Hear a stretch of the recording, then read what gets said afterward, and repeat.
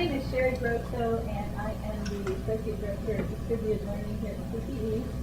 And I'm also on faculty at USC Sumter, and I teach economics and management science classes, both in class and online. And I want to thank you all for coming. Welcome you. Come on up. Oh, hi.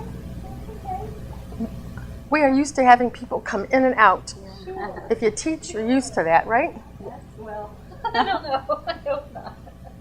All right.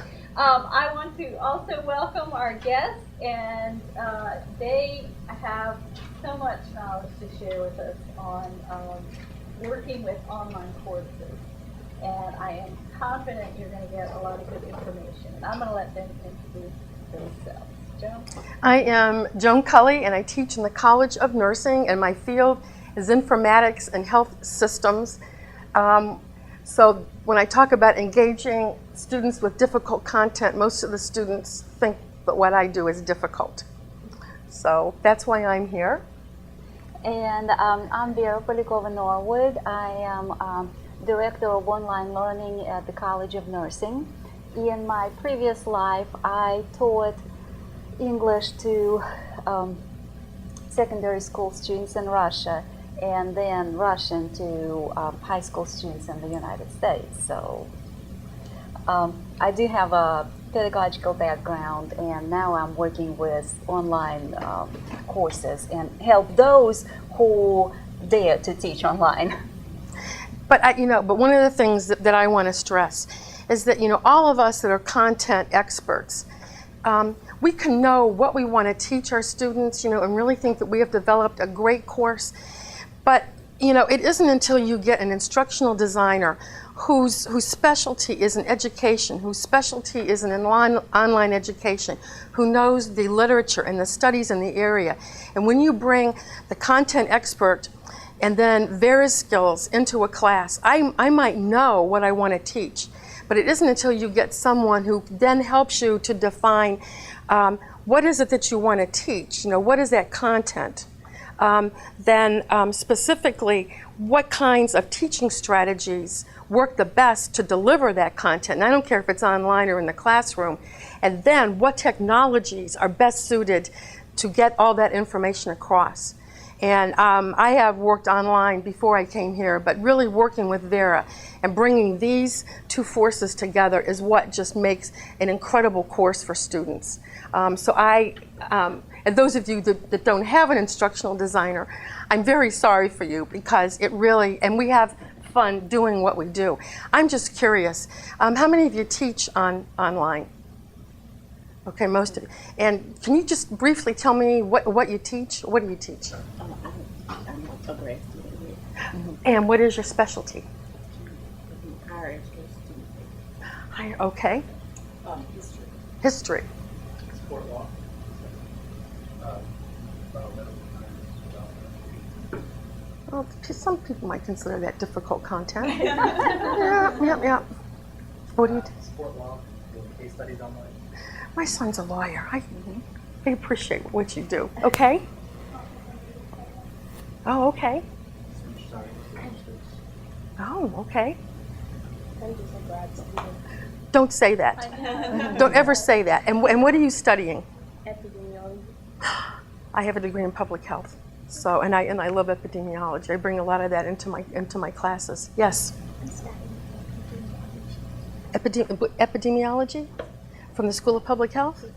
I know a lot of the people over there. I have a grant with them. So. Well, and I teach economics and management science online as well as in class. And I do want to say that at CTE we have currently 2 instructional designers who are very helpful. Oh, makes a big difference. Available to help faculty. We don't have Vera. Oh, and you can't have her. No, you can't have her. So, but we do have 2 instructional designers, and I'm here part-time instructor. So once you get excited about doing this and want to do it, okay. Okay. All right. So. Oh, I'll do it. Oh, you got it? Okay. Go back one. Maybe it'll work. Okay. There we go. You know, we said, what is difficult content? The course that we're using for a case study, and we thought that, you know, we would take a case study, an actual course, where students perceive the content as being difficult and take you through the whole process that we use in developing the course, in working with students, some of our strategies, and then we're going to give you some of the evaluations that we have made on our students also, and you can hear some of their feedback on how the course was developed. The course that we're talking about is a doctoral course that I teach. It's solely online, and it's called Applied Technology in Healthcare. So I think you can see that some students would perceive that maybe as being a little difficult. So what is difficult content? Well, you know, I started thinking about that, and isn't it really content that students perceive, first of all, as not related to their course? And you graduate students also, sometimes you wonder where the heck these courses came from, right? But I can assure you that, you know, when we do curriculum planning, that even for every course, you know, the faculty really have a pretty good idea of what students really need to know, but students aren't necessarily there yet. We have to kind of move them into accepting and understanding the importance of it. And I particularly think that students have a really hard time applying theories to a major focus of study. And those of us who really believe in theory really hope our students will not only understand theories but be able to apply them appropriately.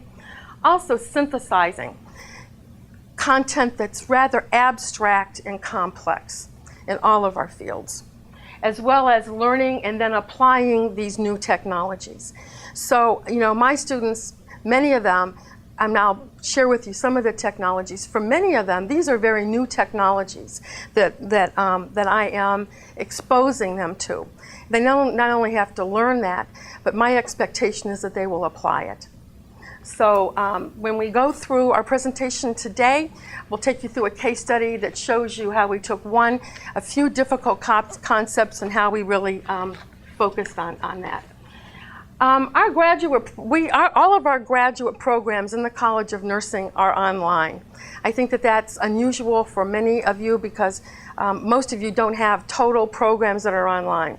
So our master's programs, our certificate programs, our Doctor of Nursing Practice program, and our PhD program is currently face-to-face, but we are working on putting that online as well. So all of these were originally face-to-face, but were adapted, and that's how students receive all of the courses at the graduate level in our college. Well, who are these students? Our students come from very diverse generations. These are pictures of my students. So we have students that have just come out of baccalaureate programs and are starting graduate study. And we have students that are in their mid-careers, as well as students that are in their 50s and older. So we have multi-generational. And while some of us might think that that's difficult, perhaps, to me it's interesting when they bring their own different perspectives into the course and all the students learn from one another and from those generational differences. And that's why I like online education, because students cannot hide in an online classroom. They're very geographically dispersed, which is also enhances, I think, learning for our students. When they come from different places in the country, they have different perspectives. I think that enriches our teaching also. I'm not sure about your students, but our nursing students, the majority of them engage in graduate and doctoral work, and I'd say the majority of them work full-time. And they not only work full-time, but most of them have families. They're taking care of their parents. They're taking care of children. We have students that have multiple crises. They have surgeries. They have deaths in the family, and they still pull this off. I mean, it is truly amazing. And I think that the online environment gives them a little more flexibility to handle that. So these are the students who we teach, and I would suspect that many of you see similar students in your own classrooms. When we look at the course objectives, the overall goal of this course is to really expose students to the use of computer applications and other technological advances, not only in nursing but in healthcare. So that's the overall objective of the course. So here are some of the objectives that we pulled out that I think students have difficulty with. Applying computer literacy and information literacy skills to healthcare. It's not enough, you know, and I have them do a healthcare website evaluation. Take a look at some of those healthcare websites. Are they user-friendly to the user? And who develops those websites? These students really need to understand who the target audience is so that they can work on developing better websites and understand the complexity of that. Evaluate ways in which healthcare data, information, and knowledge influence the design of information and decision support. You may wonder how all of this decision support comes about, but there is a methodology behind it, and these students really have to understand that and be able to apply that, as well as using appropriate ethical, regulatory, and legal standards when selecting and evaluating information systems.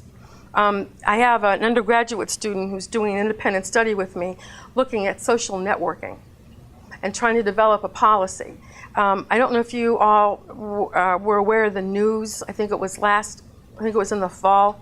There was a nursing student that was so excited about her experience in obstetrics that she took a picture with a placenta, I don't know why, of her patient, and she posted it on Facebook. Ethical and regulatory standards. She was dismissed.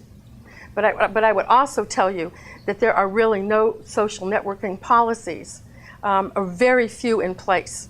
And students don't realize the implications of all of this, and they need to understand it. Okay, so here's our challenge. We have nursing students, and if there's anything that I learned about nursing students after years and years and years of working with the College of Nursing is that nursing students are practical beasties, and they are there to become a nurse or a nurse practitioner, and all they care about is learning how to treat for pneumonia or this or that. Well, tomorrow a patient will show up, what do I do? Tell me what to do with that kind of patient. If it's that content, no matter how difficult, how complex, fine, they will scale it. If it's something that's like the course we're talking about, how does that really affect my job? If tomorrow a patient shows up at my office, how does knowing all of this stuff about technology prepares me to deal with that patient? So we have a huge attitudinal barrier here. This is what makes this content so difficult to teach and difficult for the students to master because of this attitudinal barrier that exists right from the very beginning. So how do we deal with it? What do we do? And our answer was to design and implement learning activities simulating the tasks and responsibilities expected of advanced practice nurses. Let's show them how all this technology stuff actually affects what they do at work. And this is authentic learning at its best. There's a ton of literature online about authentic learning. There's a whole journal of authentic learning. There are books written about it. But really, if you would like to get up to speed very quickly, just read this white paper.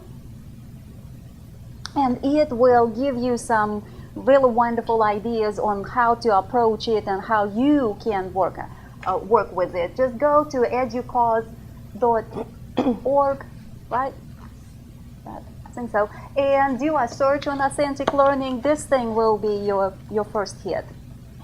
And it's a very short paper. And look at this. Authentic learning focuses on real-world complex problems and their solutions. And that was what really motivated us to implement this approach. Because if you want to know how to treat patients, this is a real-world situation. So we are going to give you complex real-world problems, and you will be working on their solutions.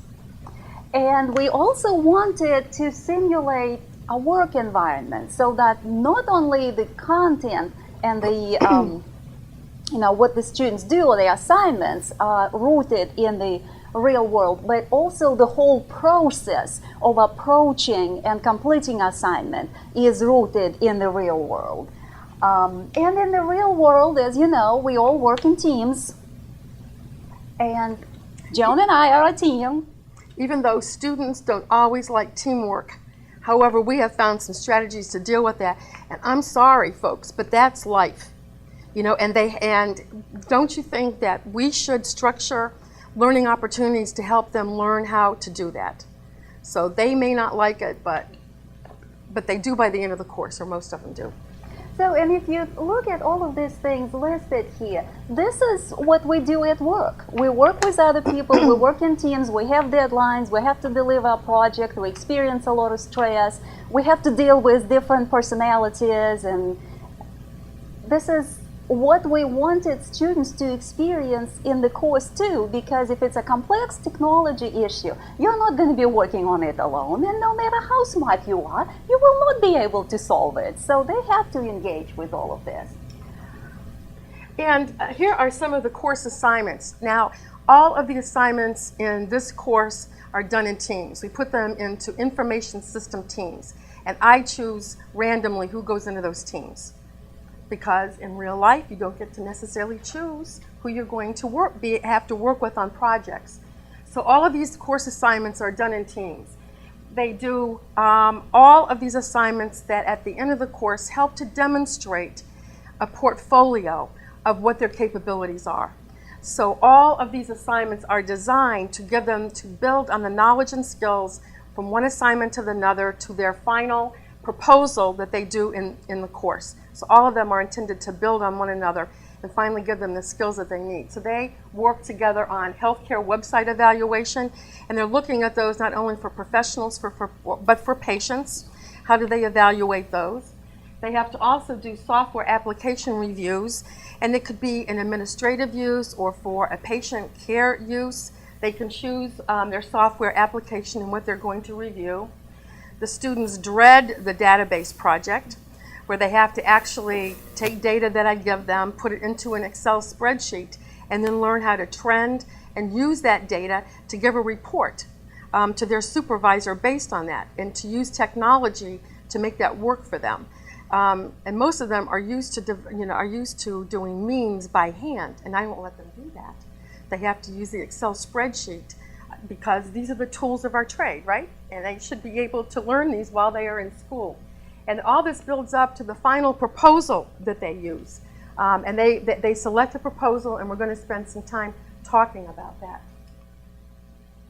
Some of the supporting activities that we use in our course are very diverse. And Vera was really helpful in designing the supporting activities that would do several things. Not only help students to learn the concepts, but also to synthesize and to work on developing a team. And it takes a lot of work to help students to begin to function as a team. So many of these activities were developed with that in mind. Such things as online discussions of selected topics.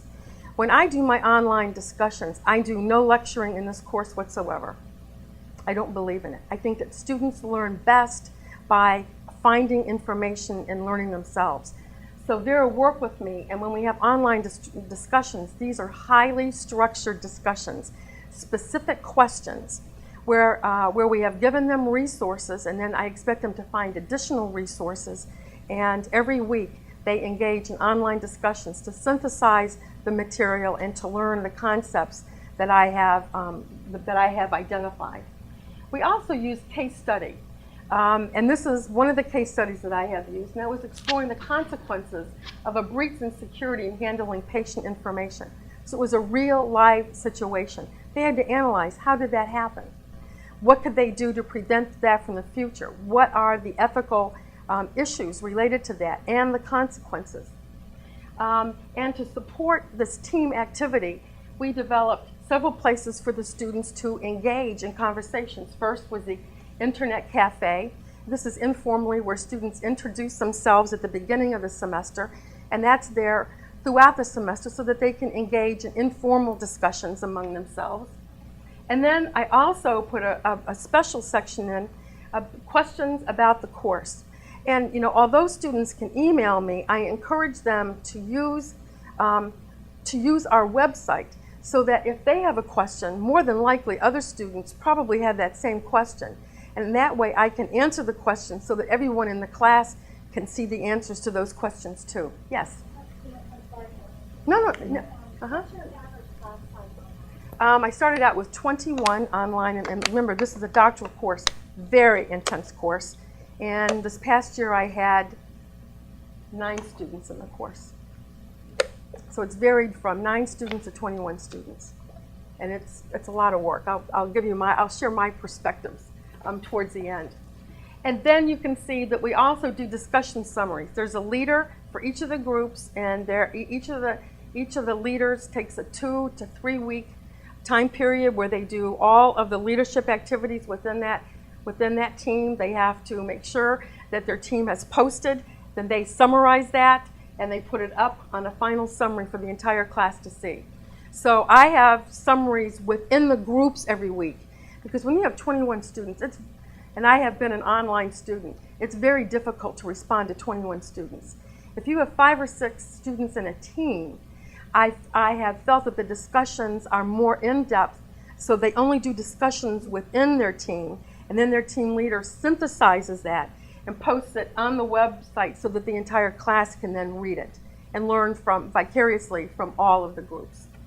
And despite the intensity of what we have just described, there is no busy work in this course.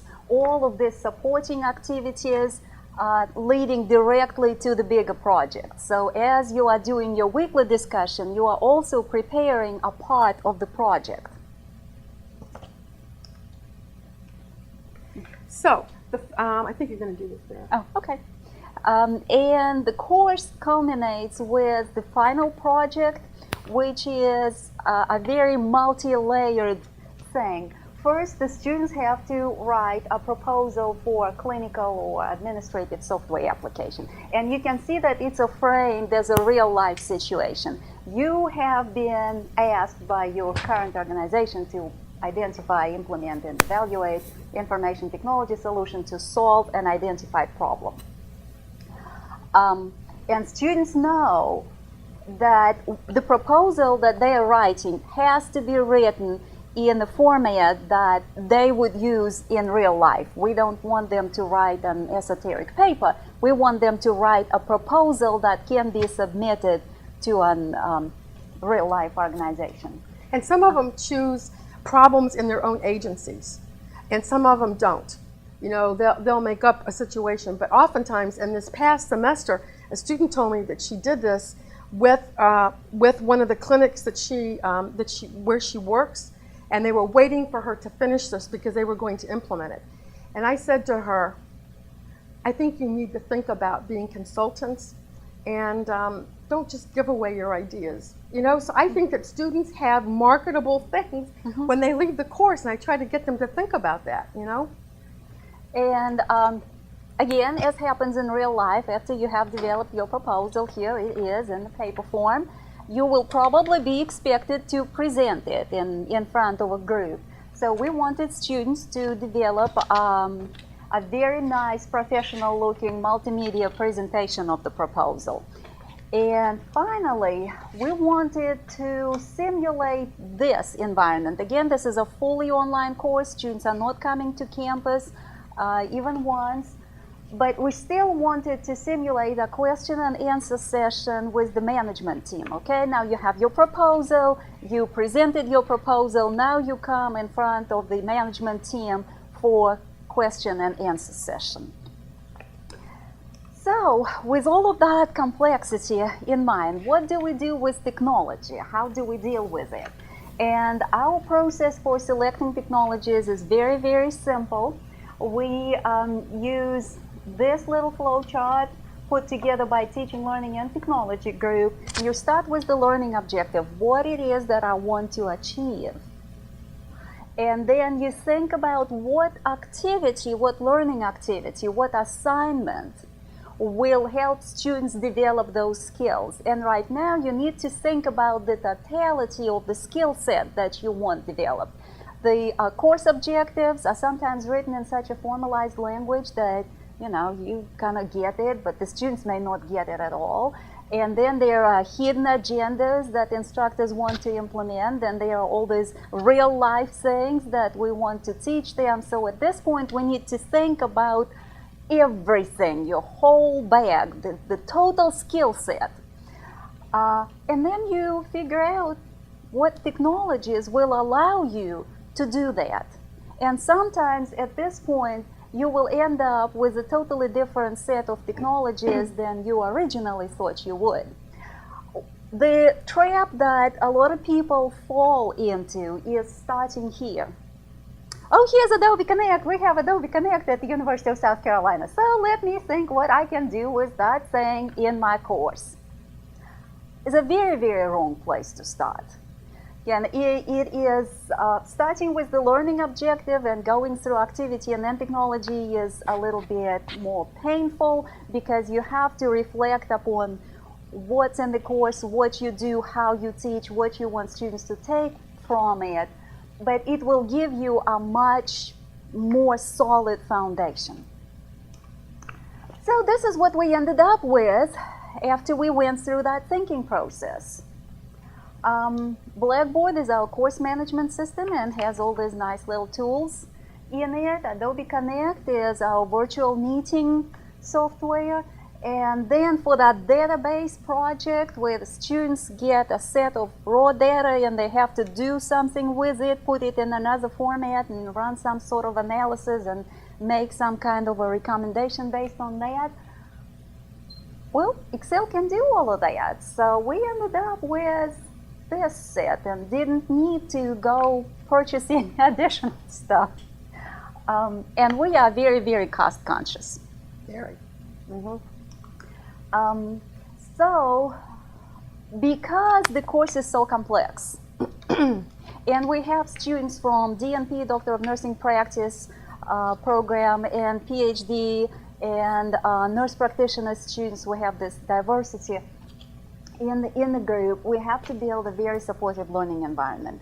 And we want to eliminate the barrier of learning navigation and trying to figure out what is where, how to access it, where to go, what's going to be happening next week right away. So we want navigation as simple as possible. Everything is labeled in such a way that it's easy to see where you go for the next step. And all of our graduate courses are developed using the same principles and the same navigational structure. So the course links are pretty much the same in every course. You have faculty information, then the next section is student information where they organize their things. Then we have syllabus, online learning, everything that is in the traditional syllabus is in that section. Then course weekly guides where you get your week-by-week instruction. And the other sections pertain to specific assignments that students have to do in this course. In the syllabus online learning section, we always give them a guide that tells them what to expect, what to be prepared for, and what the instructor expectations of the students will be. Then the syllabus, the rest of the syllabus is chopped up for easy access. Because as a student, when you come to this page for the first time, where are you going to click first? As a busy, task-oriented, let's cut through the chase student. Yeah, either abbreviated course schedule or projects and assignments. Let's see what in the world am I supposed to do in this course and how much time may it take.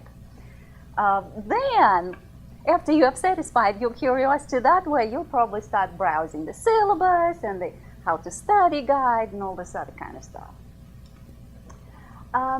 And the instruction itself is organized in the course weekly guides where we give students guides for each week. And Joan also grouped the weeks in modules. So the module folders contain learning objectives for the modules. So students can see that weeks 1 and 2 are in Unit 1, and they can click on that unit folder and see what it is that they will be accomplishing in those 2 weeks.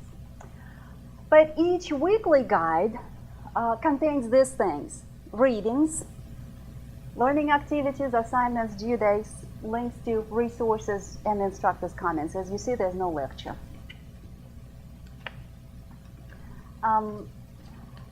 This is a technology course, and we are asking students to do some very complex things.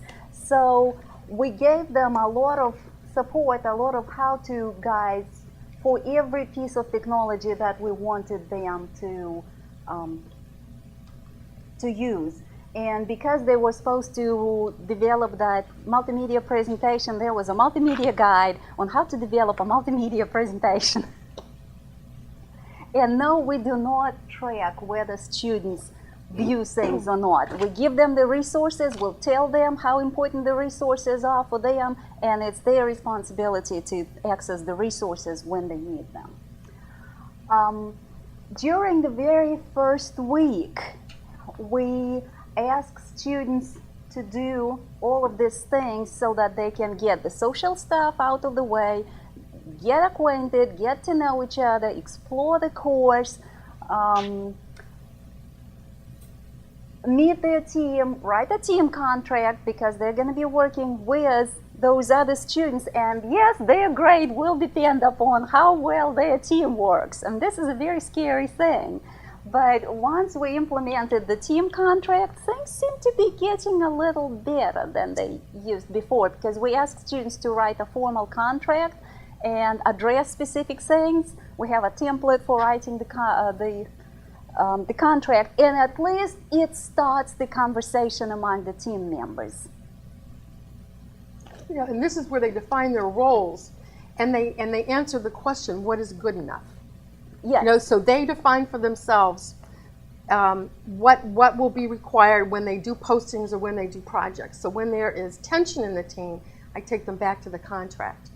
And that, I think that's been very helpful for them to sit and figure out, you know, because some students have expectations up here, other ones have expectations down here, and yet how do you satisfy all the students in the course? So I think the team contract is very helpful. And there's a lot of creativity for students to explore while they are working on all of this. And now let's look at our information teams and their wikis. Now, one of the things I said before is that they're all in information system teams. And so at the beginning of the semester, one of the first things they do the first week is to develop a wiki for their team. They have to give their information system a name. This one was eBridges. This one was Creative Technology Solution Consultants, and look at what they wrote. Specializing in the design and implementation of nursing informatics systems. And then they put their team members. This one was the Carolina Panthers, and they said welcome, and they say what they do, and then the final one. And look at the alternative team name here, Conquering Pesky Technologies. And InfoSync, and they put down a collaboration of nursing professionals working toward information literacy for all healthcare professionals and the public we serve. So they begin to develop these at the very beginning of the semester, and then they evolve and they grow with all of those assignments attached. So by the end, when they do a proposal, and now they are a consultant team that have to resolve a problem, they pose this, and this shows all of their consulting expertise. You know, because they each have web pages that are attached to this also. And I, you know, Vera's the one who thought that up, and I thought it was. I mean, and it really does work. This is an example of the healthcare website evaluation. This is one of the resources that I encourage them to explore. And for instance, when you're looking at a healthcare website evaluation, either, you know, is this for a professional or is this for patients? And they're looking at such things as, what is the information literacy? You know, most information that we disseminate to patients should be at the 6th grade level, believe it or not. So they're looking to see whether or not the information literacy is correct for the appropriate website. They also look at the source of the information. How do they determine the credibility of websites and the accuracy of the information? You know, anybody can post anything on websites now. So they actually take some theories and models and they look at some of these things. They look at the content of the website. They look at disclosures, very important. They look at the links. Do the links work? Do they get so enmeshed that they can't get back to the information that they want to find? They look at the total design of the website, the interactivity of the website, and then caveats. So it's a fairly comprehensive assignment. And this is a very interesting thing. I'll comment on it very briefly. One of the team members at the time of completing the assignment was working with a team of specialists at her agency developing this particular web page. So it became the basis of this assignment. They actually evaluated her team in the course, evaluated what she was doing with her team at work. And this was at DX. She actually just defended, and now she's doctor as of yesterday. And you all remember H1N1, the swine flu? That's what she was working on. So, you know, we bring real experiences into the classroom for them. They also have to do a software application review. This was part of the web page that was developed by the Panthers team when they looked at a software application, and this was related to Tegrity. And this helped them towards their final project. Tegrity was one of the systems that they used for staff development, how to present information for staff development. They do all kinds of proposals. I never pick them. I let them pick the kinds of projects that they want to work on. One of the other groups worked on something like Allscripts. Did you ever try to get prescriptions from your doctor? Well, you know, there are electronic prescriptions now, but all that has to be set up for the end user. So they looked at Allscripts, which is one of the software, to see how that was applied to their clinical setting. And this is the one that students just hate. And I don't know why. But at the end, they told me, some students like numbers, but at the end they said, wow, I never understood how important it was. This is what I asked them to do. You are a nursing supervisor responsible for 2 medical surgical units in your local hospital. You and your staff are discussing, I'm also a board certified wound nurse, so I got this from my specialty. You and your staff are discussing whether use of the Braden scale is a way to assess whether patients are at risk for pressure ulcers. For use in pressure ulcer prevention has had an impact on pressure ulcer prevention. You decide to examine this issue. With the help from the nursing supervisor liaison, you import raw data in the computer from the 2 units. And then I structure many questions. I want them to analyze this completely and thoroughly. They have to put this into an Excel spreadsheet. They have to learn how to embed formulas into an Excel spreadsheet. Some of them are surprised that it's pretty powerful, and actually you can do most statistical analysis that you can with SAS. Abbas would not agree, but it is very powerful. And then they have to create a report based on this. It isn't enough. They have to learn the technology, and then how does the technology help them to trend data and actually write reports based on that. So I love this exercise myself for the students. And it's hard to grade because they all come up with the answers differently. They use different statistics, but then I learn a lot also. I'm thinking, wow, I never thought of using that formula, you know. So it is a little more difficult grading it, but it's fun also. And there's no lecture in the course. That's what I keep stressing. There's no lecture in the course. So what does the instructor do? Because we are all so lecture-based in our thinking about the instructor's role in a course. But here, there's no lecture. So, and Joan is very busy throughout the whole semester. There isn't really a downtime for her to sit down and relax. And that's because she is doing all of those other things. trying to make sure that the level of the group discussion is up all the time, that the students stay motivated, that they make connections between these little weekly activities and the big projects that are due in a couple of weeks. And she does a phenomenal job just maintaining very good, warm, encouraging presence in the course and keeping everybody motivated, because we are dealing with difficult content. Students still struggle throughout the course. They struggle with that attitudinal problem. Well, why am I as a nurse having to take this technology course? And without really working hard on this, you cannot engage students successfully with difficult content. And I spent a lot of time every week with each of the team discussions. I usually have at least 4 teams. And I read every single one of their postings, and then I will ask very directed questions to get them back on track or to force them to think more deeply. And the students have said that that is very helpful. So I don't let them stay out there and flounder. I really rein them in, and I ask very specific guided questions throughout the week as they are making their postings. Yes? Okay, is this going to work?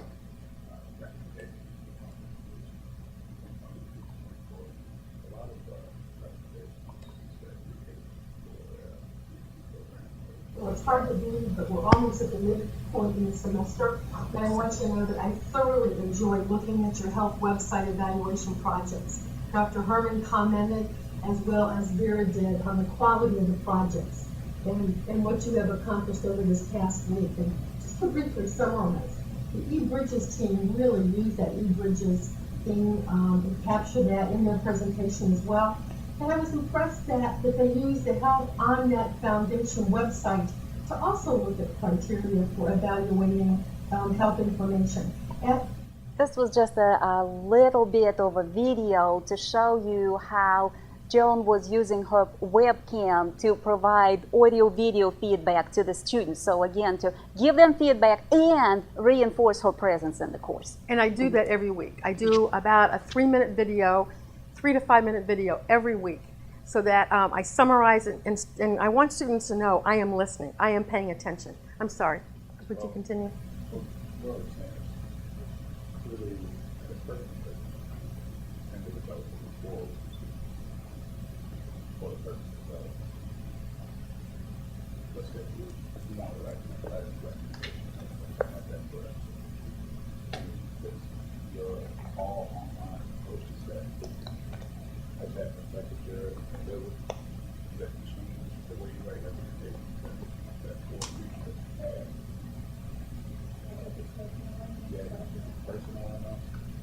Well, let's see. I teach an emergency preparedness course with 70 students. And I will tell you, I intimately know every single one of these students because I engage with them every week. But when I write a letter of recommendation, I also ask students to send me bullets of things that should be included, things that I may not know about them, because that makes for a better reference, I think, for the students. But I will also tell you, I have a philosophy of teaching that I feel very strongly about. And this is, I don't care if it's face-to-face or if it is in an online setting. A faculty member has to have a very visible presence with those students. I do a couple of things. I teach an emergency preparedness course on Tuesday nights from 5 to 8 o'clock. The majority of the students in that class have had clinical for 8 hours. So imagine, 5 to 8 o'clock at night.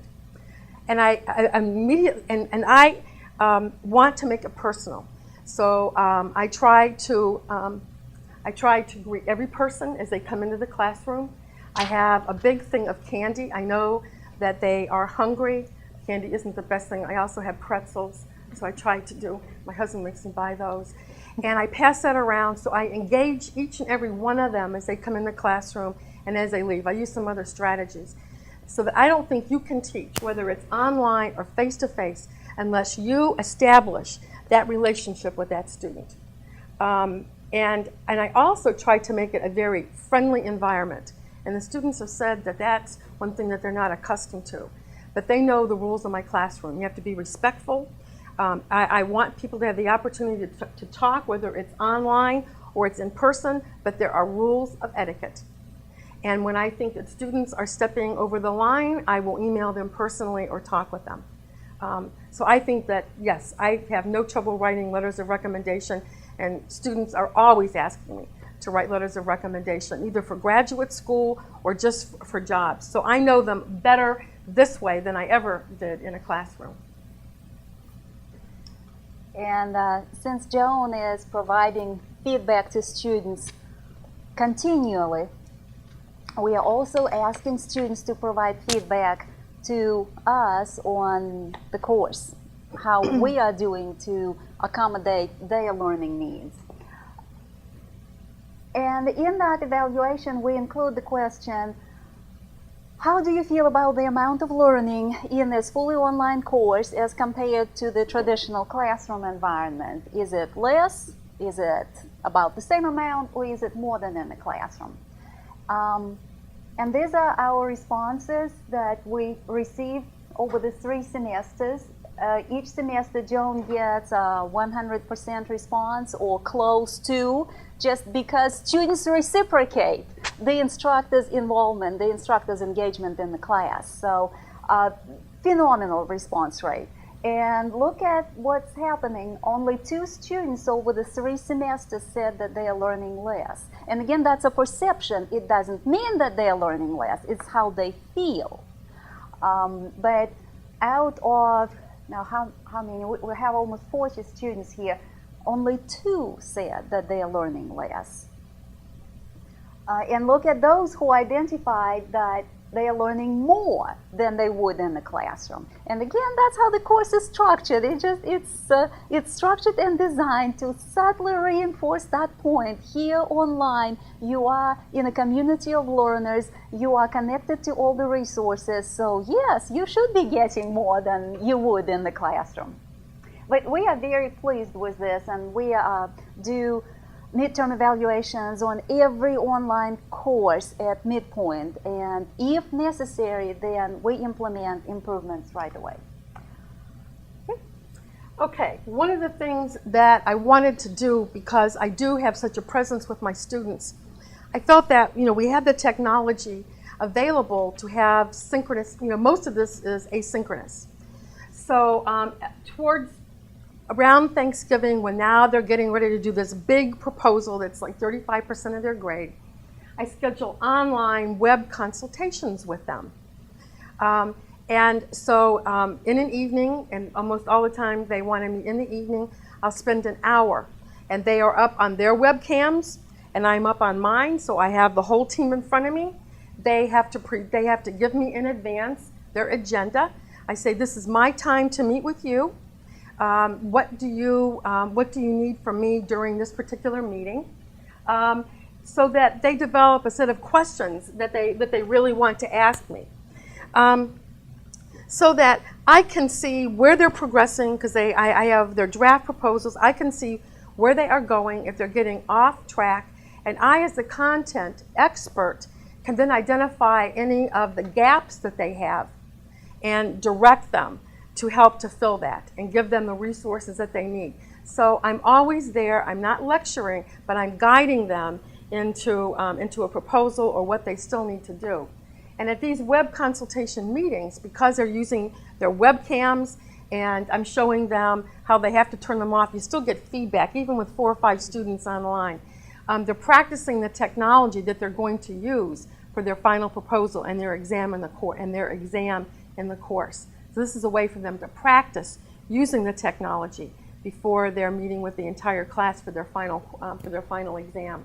And also, this is a very authentic thing. Think about developing a proposal. If you were to work with a group of colleagues to develop this proposal, and then you realize you really need some expert contribution here, then you would go and meet with an expert, right?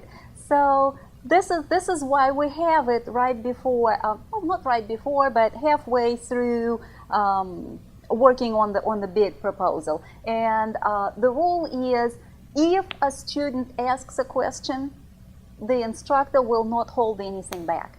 But the students have to articulate the questions. And it's articulating the questions that propels them towards the end of the project. So the agenda is always posted. This is taped, and then I put it up on their team website so that they can go back and review that. If they didn't catch everything that was said, they can go back and review what was said at this meeting. So this is one of the final projects in the course, and they named themselves or said that they were doing this for Heart Hospital of Columbia, and this was related to this particular software, and this was, they wanted to develop a better staff development process. So this was the proposal that they developed for this particular project.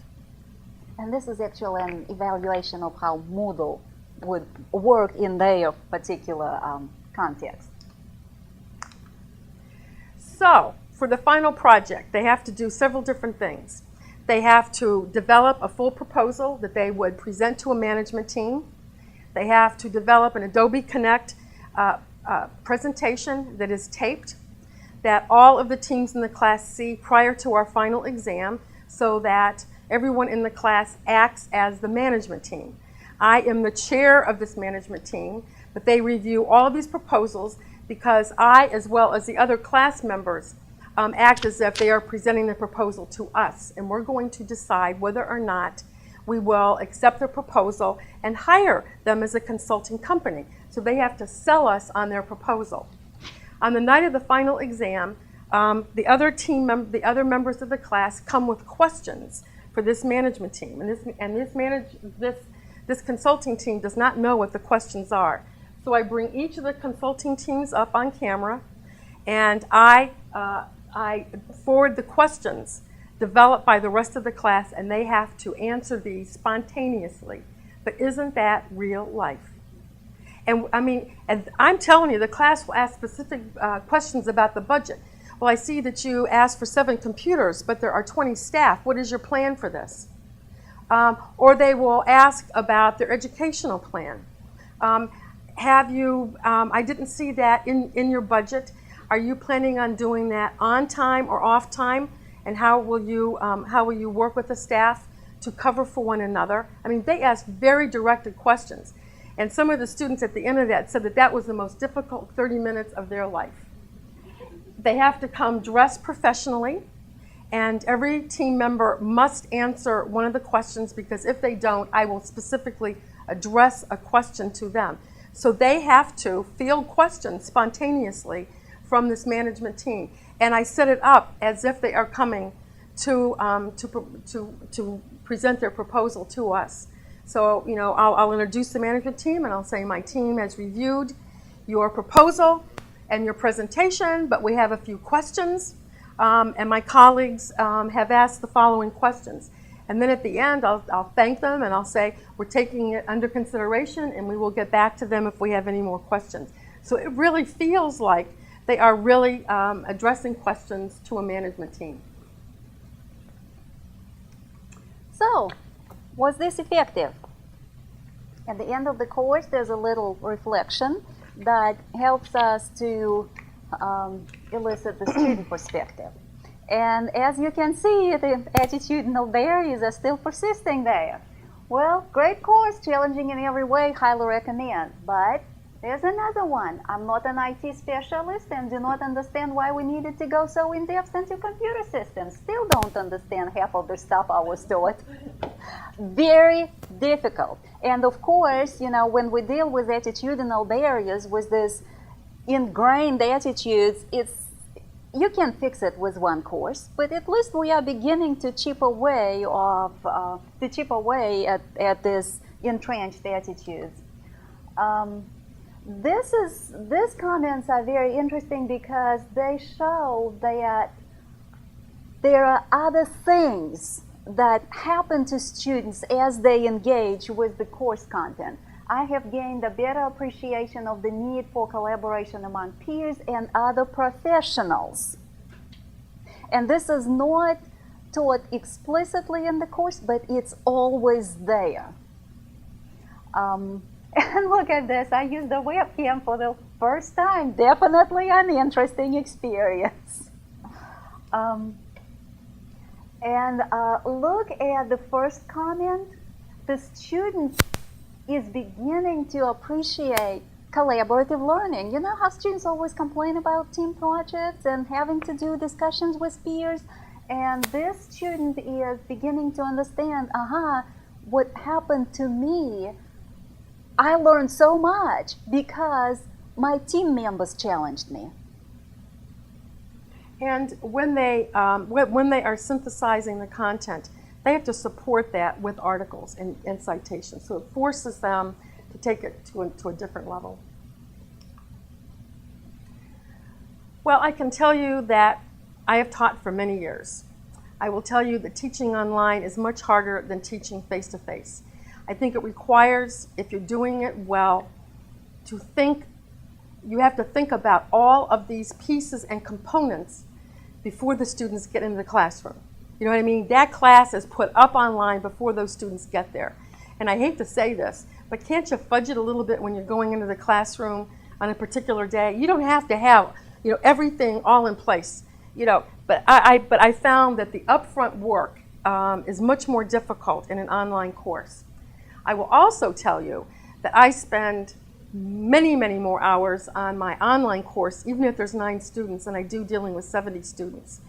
And I just think I am online 7 days a week with my students because you never know when they're going to have a question. Most of our students do a lot of their work at night and on weekends. And I really believe if they're taking the time to post, that I have a responsibility to read what they have to say. At 21 students, I do sample though. I can't read everything. Yes? So where do you recommend capping off? Like obviously the class of 70 students, it doesn't sound like you'd recommend putting Vera, how many students do we have in some of our online courses? How about 267? But is that realistic to do at the level that you were doing? No. No. Not like this. It depends. Oh, and this is a doctoral course. And this is a highly intense course. And there's no lecture. Of course, with a course that's more kind of knowledge-based and your teaching strategy is going to be very, very different. You can spend as much time interacting with students as you want.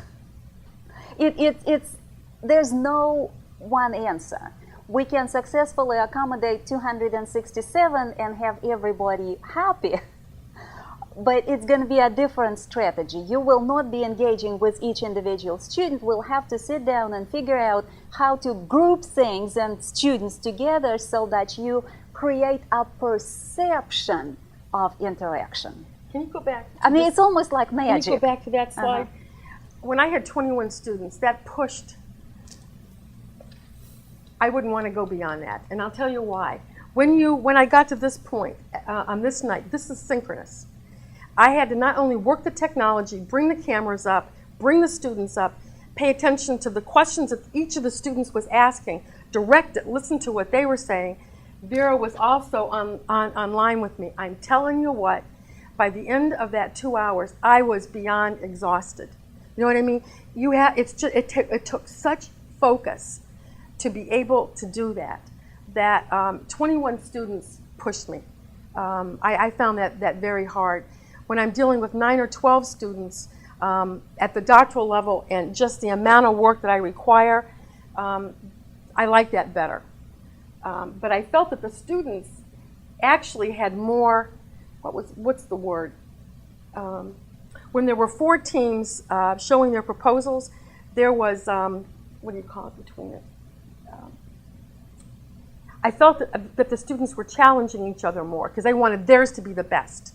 You know what I mean? If you only have 2 groups, the dynamic is different, and I found that to be the case also. But as an intense course like this, 21 was really pushing it for me. And I've never dealt with 220 students, and God help me, I don't know. That would be, I'd have to, and again, you have to rethink what you're doing based on the number of students and what you're trying to get across. So, what made it so very, very difficult for Joan is that this is a role play. So in essence, this is a theatrical performance from the very beginning to the very end. You can be very casual and laid back with your students in certain situations where it's appropriate. But this was a business meeting, and everybody had to dress up, and everybody had to perform, and everybody had to be in a certain persona. And when you have to manage the dynamic, the whole process for 21 students, and the role play, because she was the, you were the chair of the management team. When you have to be in that role, it's really tough to be in a certain persona for 2 hours and make sure that everything happens that technically. And this was a very highly orchestrated process. And Vera and I practiced this repeatedly because you do not want to bring students to this level and have the technology make it difficult. You know what I mean? That destroys the whole learning opportunity for those students. But that particular activity, although I think it's brilliant, I think this is really one of the pinnacles that we have achieved. It's not perceived as, oh, this is so wonderful and we are so happy to be here. No. Students, when we ask for feedback right after that activity is over, students say it was difficult and I didn't like it. It was very stressful. It was very stressful. It would have been much nicer if we weren't in this situation, but we're just soliciting feedback from our classmates so they could tell us how to make our project better. And they're craving this nice, warm, fuzzy, we all love each other kind of thing. And this pushes them into cold reality. They would like to have the questions ahead of time, and I said, no, it doesn't work like that. No, I mean, nobody's going to give you questions online when you have to defend your proposal. And actually, the other rationale behind this, and I do tell students this as well, when you're teaching online, almost everything that the student done is asynchronous. The students come to defending a proposal for their doctoral work, they're not used to engaging orally.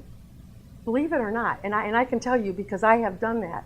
So that this forces them to learn how to engage spontaneously because some of that is lost when they are, writing things all the time. So this was also developed to help them develop oral proficiency as they go through our program. And let me show you some of the comments. I have some for the past 3 years. This is some of the final reflections that students give me. Now, when I am evaluating software training or purchase, I will have more confidence in my ability to develop informed decisions. I may have deferred to IT, but now I realize that I am the expert in what nurses need. That's success for me in that course. And then the previous year, I thought I was competent in utilizing technology at the beginning of the semester. What I have now come to better understand is how very little I knew about technology theories, implementation strategies, and all the various disciplines that I need to involve. So when you talk about difficult concepts, I think you can see the students got it. They may have gone there kicking and screaming at the beginning, but they got it. And then this is from this past semester. I feel much more proficient in developing high quality work and thoughtful analysis with a variety of technologies. So the student learned how to synthesize. And we learned a lot too. With a course again of this complexity and online, you have to be very, very, very specific. You cannot throw an assignment at students and kind of have a fuzzy idea, well, I sort of want this and maybe it's going to be like this, but maybe it's going to be like that. No, you have to know exactly how much and of what and how should it look and smell.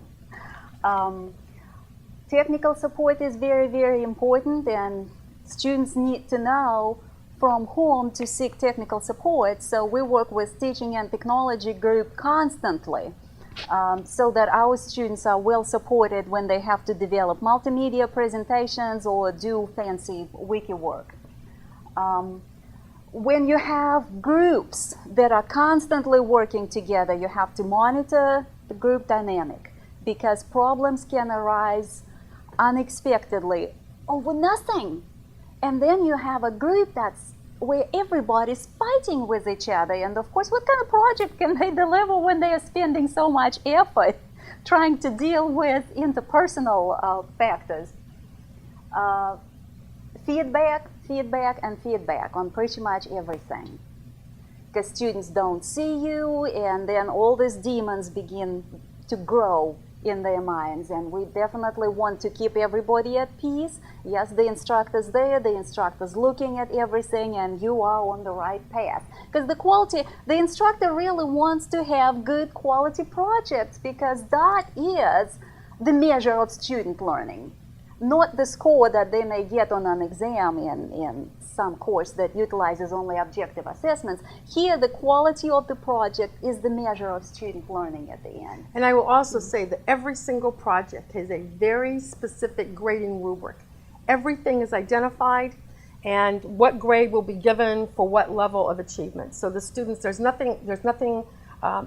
course is totally transparent in terms of grading.